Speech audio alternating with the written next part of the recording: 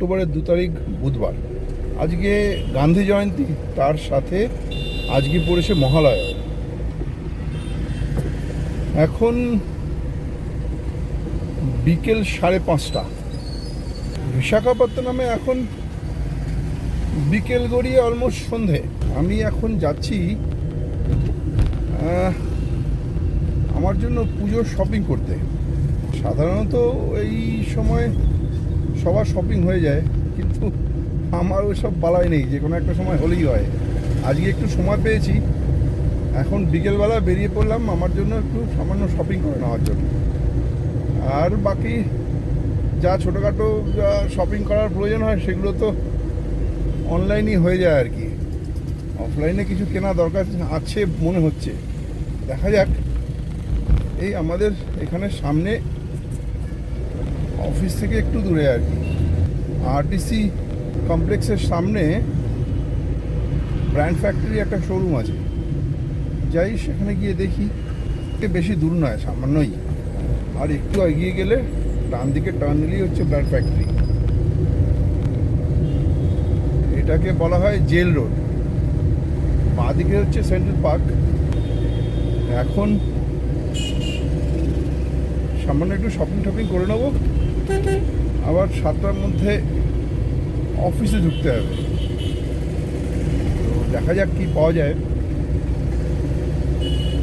চলে এসেছি অলমোস্ট, এবার ডান দিকে টার্ন নেব। এই সামনে যে রামরাজু আছে, পরের বিল্ডিংটাই হচ্ছে ব্র্যান্ড ফ্যাক্টরি। এখন এটা রিলায়েন্স ফ্যাশন নাম হয়ে গেছে।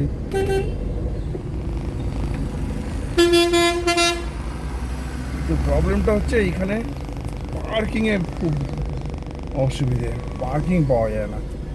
গাড়িটা কোথায় লাগাবো সেইটাই ভাবছি।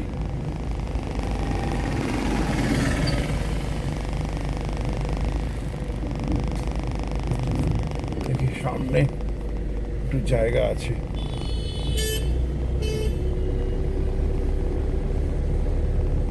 এইখানেই লাগিয়ে দিই। ফ্যাশন ফ্যাক্টরিতে ঢুকতেই গ্রাউন্ড ফ্লোরটা কমপ্লিটলি মেয়েদের জন্য ডেডিকেটেড। এখানে মেয়েদের ড্রেস মেটেরিয়াল, ফ্যাশন অ্যাক্সেসরিজ এসব পাওয়া যায়। আমার কাজ অবশ্য এখানে নয়, আমার কাজ হচ্ছে 3rd অ্যান্ড 2nd ফ্লোরে। আমি প্রথমে যাব 3rd ফ্লোরে।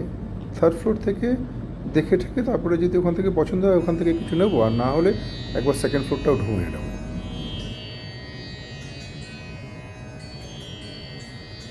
চলুন, পৌঁছে গেলাম 3rd ফ্লোরে।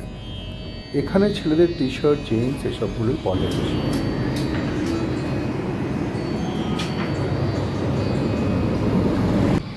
দেখি গিয়ে 2nd ফ্লোরে কিছু আছে কিনা। 3rd ফ্লোরে দেখলাম আচ্ছা অনেক কিছুই, কিন্তু আমার যেটা প্রয়োজন যে ধরনের শার্ট সেটা পাচ্ছি না।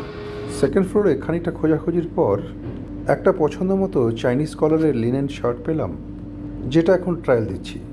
শার্টটা কিন্তু বেশ ভালো, কমফোর্টেবল, বাট একটু লম্বায় বেশি বলে মনে হচ্ছে। তাছাড়া কিন্তু আমার বেশ ভালোই লাগলো শার্টটা।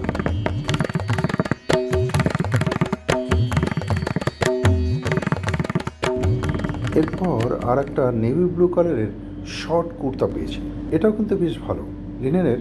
আর এটা কিন্তু বেশ কমফোর্টেবল, আর পরেও বেশ মনে হচ্ছে যে ফিটিংস হচ্ছে, তাই না?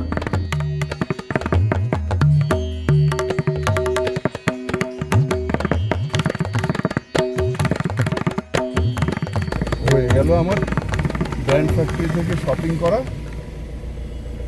এবার রিলায়েন্স ট্রেন্ডে যাব। যতই পুজোয় ফেরার চেষ্টা করি না কেন, কোনো একটা জায়গায় তিলোত্তমার ছাপ যেন রয়েই গেছে। এইমাত্র আমার এক বন্ধুর কাছ থেকে একটা হোয়াটসঅ্যাপ মেসেজ আসলো, সেটা পড়ে মনটা কেমন যেন ভারী হয়ে গেল। যতই পুজো আসুক আর যাই আসুক, তিলোত্তমার বিচার যতদিন না হচ্ছে ততদিন বোধহয় এ মন শান্ত হবে না। চলুন যেতে যেতে হোয়াটসঅ্যাপ মেসেজটা পড়ে আপনাদেরকে শোনাই।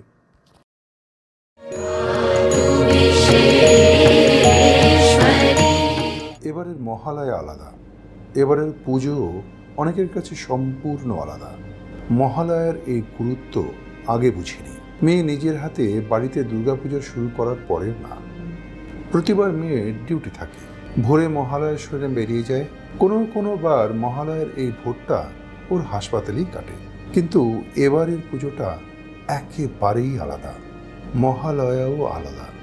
এতদিন মনে হচ্ছিল আমাদের বাড়িতে আর কোনো দিনও আলো জ্বলবে না। আমার দুর্গার যে বিসর্জন হয়ে গিয়েছে, কিন্তু আজ বলছি আমার দুর্গার বিচার এখনো বাকি। দেবীপক্ষের শুরু, বিচারের লড়াইও শুরু। অসুর নিধন হবেই। 3 বছর আগে মেয়ে হঠাৎ বলল, মা চলো বাড়িতে দুর্গা পুজো করি। ধমক দিয়ে বললাম, পাগল হয়েছিস?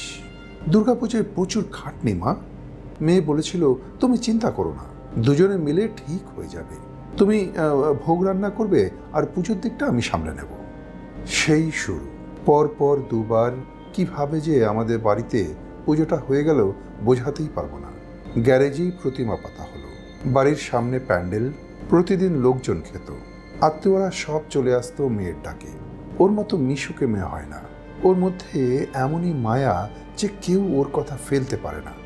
ওর বাবা কাছেই একজনকে প্রতিমা করতে বলে আসতো। খুব বড় নয়, 5 ফুটের মতো উচ্চতা হবে সেই প্রতিমা।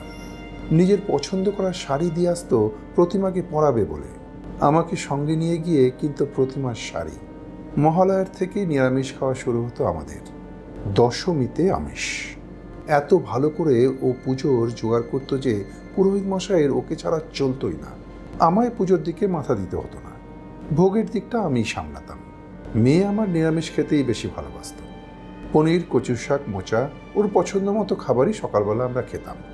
প্রতিমা বিসর্জন না হওয়া পর্যন্ত মেয়ের পুজো বলতে ছিল শুধু বাড়ি। সকলকে নিয়ে আনন্দ, বন্ধুদের নিয়ে বাড়িতে গল্প করত। বিসর্জনের পর একটু মন খারাপ থাকতো ওর। তারপর যথারীতি আবার ব্যস্ত হয়ে যেত নিজের কাজে। বলতো, মা অনেকেই পুজোর সময় খুব কষ্ট পান, ডাক্তারেরা থাকেন না অনেকেই এই সময়।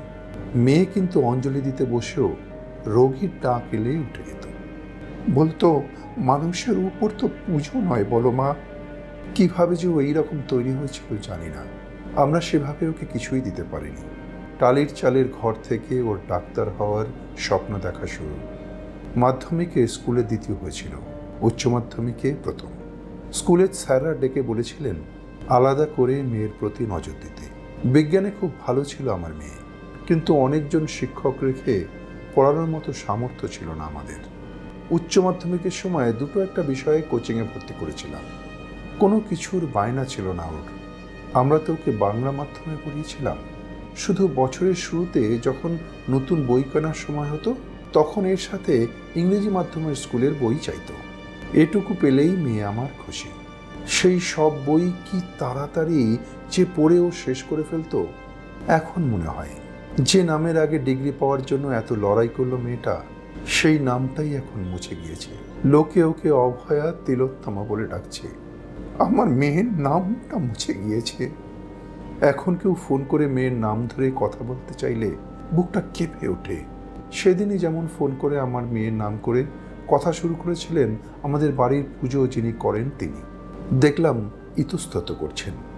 আমরাই বললাম, এবার আর পুজো হবে না। একই রকম ফোন এলো প্রতিমা তৈরির বায়না দেওয়া ছিল যার কাছে, তার কাছ থেকে। বাড়ি এসে বায়নার টাকা ফেরত দিয়ে গেলেন ঢাকেও। রামপুরহাটে থাকেন। ফিরে যাওয়ার আগে মাঝবয়সী মানুষটা যেভাবে কাঁদলেন, তাকে সান্ত্বনা দেওয়ার ভাষা খুঁজে পাইনি। পরে মনে হয়েছিল তাকে দাঁড় করিয়ে বলা যেত, বাজনা চাইতো, খবর দেব আপনাকে, অসুর নিধনের সময় হয়ে এসেছে। অনেক দুর্গা রাস্তায় নেমেছে, দেবীপক্ষের শুরু, দেবীপক্ষের শুরু। লিখছেন মা, অনুলিখন নীলোৎপল বিশ্বাস। চলুন, এতক্ষণে রিলায়েন্স ট্রেন্ডেও পৌঁছে গেছি। এবার ভেতরে যাওয়া যাক। কেনাকাটার ব্যাপারে আমার তো এত ছুতমার্গ নেই। আমার পছন্দের কয়েকটা কালার আছে, তার ভেতরে হয়ে গেলেই হয়ে গেল ব্যাস।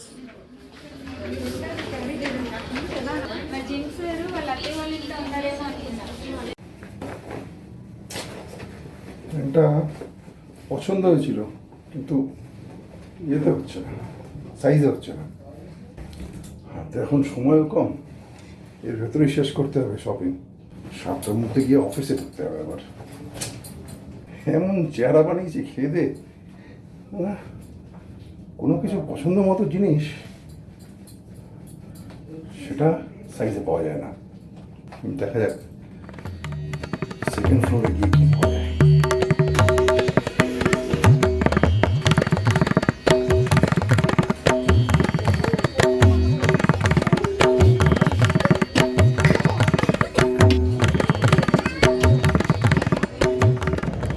আজকে তেমন কিছু পেলাম না, দেখবো ওখানে কালকে আবার। চলো আজকের মতো শপিং এখানে শেষ, এখন অফিস যাওয়ার সময় হয়েছে।